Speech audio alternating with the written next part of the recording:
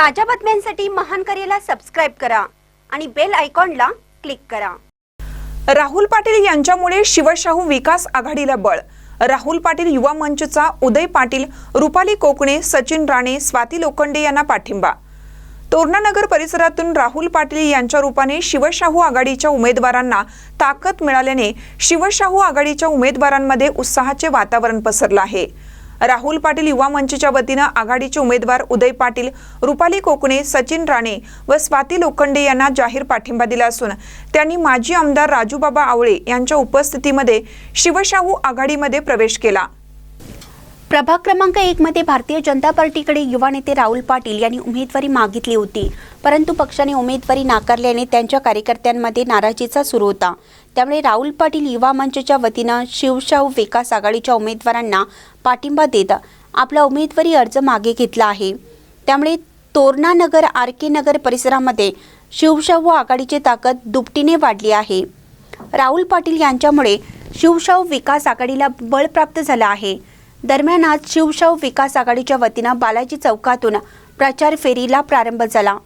प्रचार फेरी हनुमान मंदिर, योगाश्रम परिसर यासह बालाजी नगरमधून फेरी काढत असताना नागरिकांनी शिवशाहू आघाडीच्या उमेदवारांना उत्स्फूर्त पाठिंबा व्यक्त करत प्रतिसाद दिला।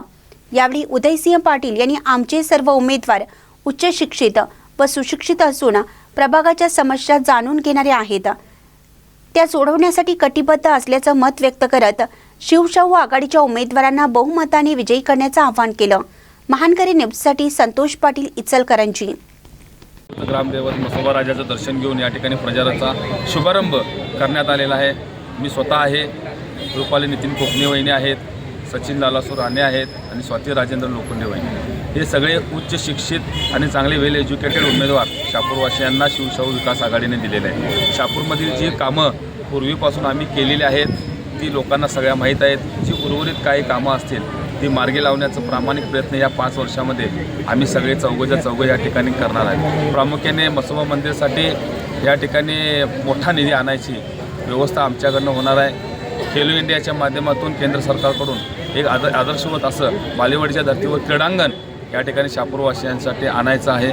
अनेक प्रमुख माणसं या ठिकाणी या प्रचार यंत्रणेमध्ये कामाला लागलेले आहेत। शापूर ही स्वाभिमानाची सगळी ती शापूरवासीय जनता आहे। शापूरमधील तमाम युवक, ज्येष्ठ नागरिक, माता भगिनी या सगळ्यांनी ही निवडणूक धनशक्ती विरुद्ध जनशक्ती अशी हातात घेतलेली आहे आणि मसोबा राजाचा या ठिकाणी आशीर्वाद निश्चित आमच्या या पॅनेलला मिळेल एवढंच आज तुम्हाला या ठिकाणी मी सांगतो।